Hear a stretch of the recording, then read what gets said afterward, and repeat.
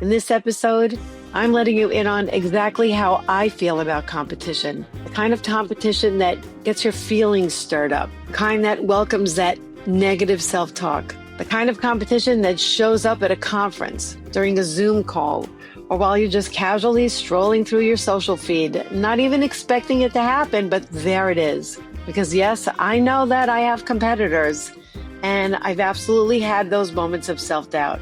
These days, that feeling doesn't show up as often, not because the competition disappeared, but because I've learned to look at it in a new way.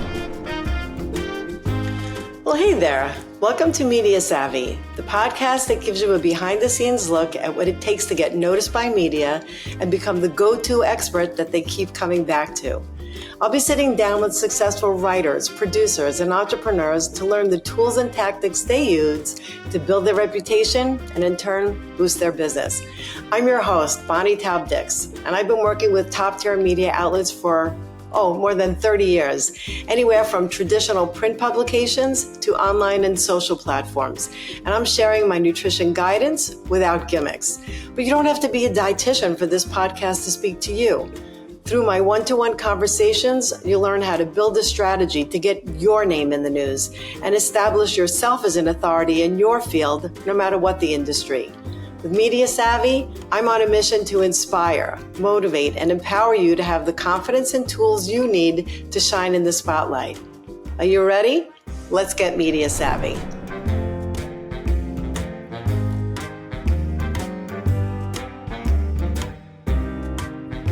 Hey, welcome back to the Media Savvy podcast.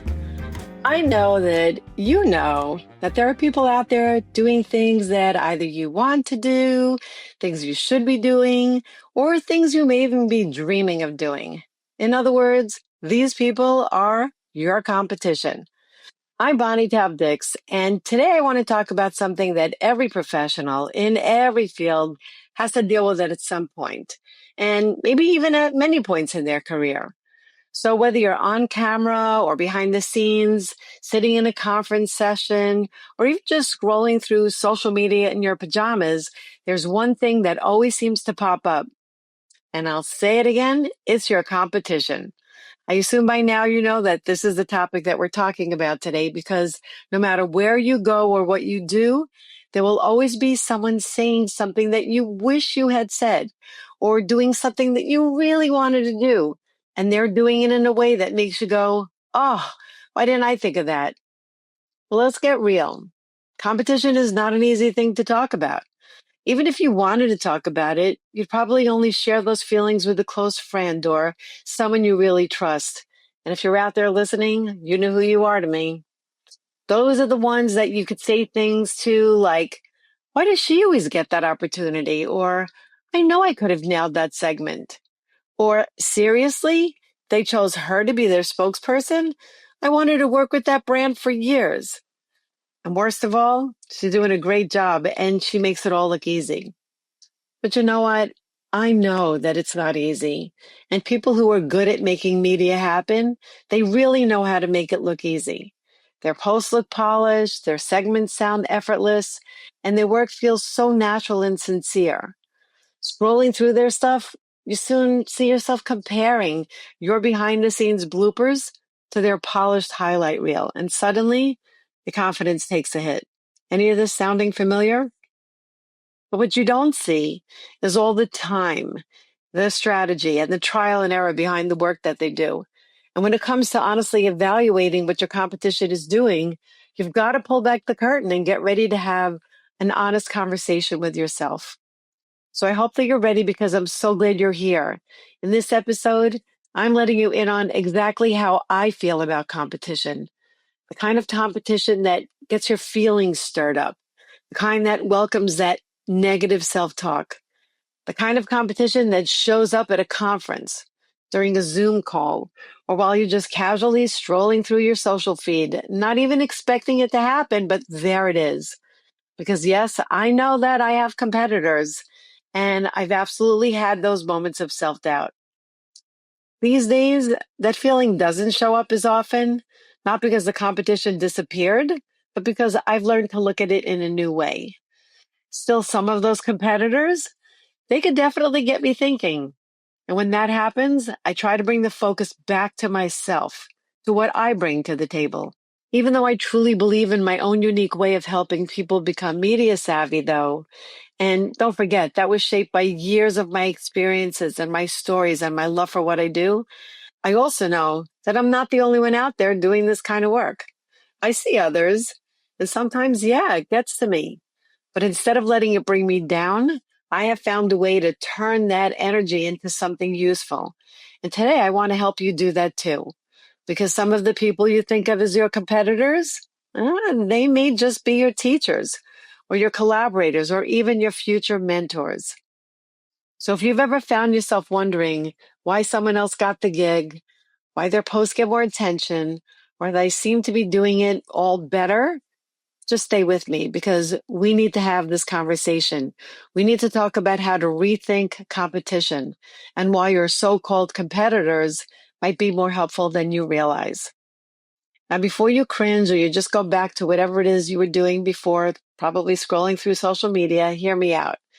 Competition isn't always a bad thing. In fact, competition can be healthy if you let it be. Sometimes it's exactly what we need. It could be the thing that wakes us up, nudges us, and says, hey, don't just sit this one out. Do something. This is your time. It's not about being better than anyone else. It's about asking yourself some important questions. Am I showing up in the way I want to be seen? Is what they are doing really what I want? Really? Or just what I think I'm supposed to want? If I got the opportunity they have, would I even be ready for it? What could I learn from how they show up? Maybe it's their confidence. Maybe it's the way they tell the story. Maybe it's the fact that they consistently show up, even if they're not perfect. There have been those moments when I've seen someone get quoted in a piece or land a segment that I would have loved to have done, and it stung. And sometimes the competition feels even more personal than that. You know, it's when someone's out there doing exactly what you want to be doing and you know you can do. Maybe even they're doing it with your dream brand. Maybe in your exact niche. Maybe even with messaging that sounds a little too close to your own. But then I let those feelings push me to reflect. What might I be holding back and why? Was I putting myself in the right rooms and in the right conversations? Did I make myself available? Did I have the right connections to get myself on that screen or on that show? Obviously, I ask myself a lot of questions. Sometimes I even get some answers. So yes, there are times when competition acts like a mirror, showing us what we're ready for, but we haven't gone after yet. And then also the opposite is true. And our competition shows us what we don't want to do and have no intention of even trying. I'll give you a perfect example. I love to dance. Yes, I went to dancing school when I was a little girl. In my 20s, we danced in clubs every week, and you'll always find me on the dance floor at weddings and bar mitzvahs. What you will not see is me dancing around my kitchen and pointing to text on my screen. I am not interested in those kind of posts. I'm not putting myself out there like that. I'll tell you that the shift that helped me rewrite my competition script, instead of looking at those people as competitors, I started to look at them as teachers. Not in a formal way, but I watched, I listened, I learned. How were they communicating in a way that was clear and compelling? What was it about their delivery that would make it memorable? And more importantly, what could I take away from that and make it my own? It took years for me to build the confidence that I needed to know that these competitors couldn't possibly recreate my story or tap into my experiences. Only I could do that. So yeah, your story matters, even if it's a little messier. And don't confuse doing what they're doing with imitation. It's more about inspiration. You don't have to copy anyone, and please don't. But you can be inspired by others. And if you look closely, you'll start to see some patterns. not just in what works for them, but what might work for you in your own way. I'll say it this way. Competitors can be classrooms. You just have to be willing to learn.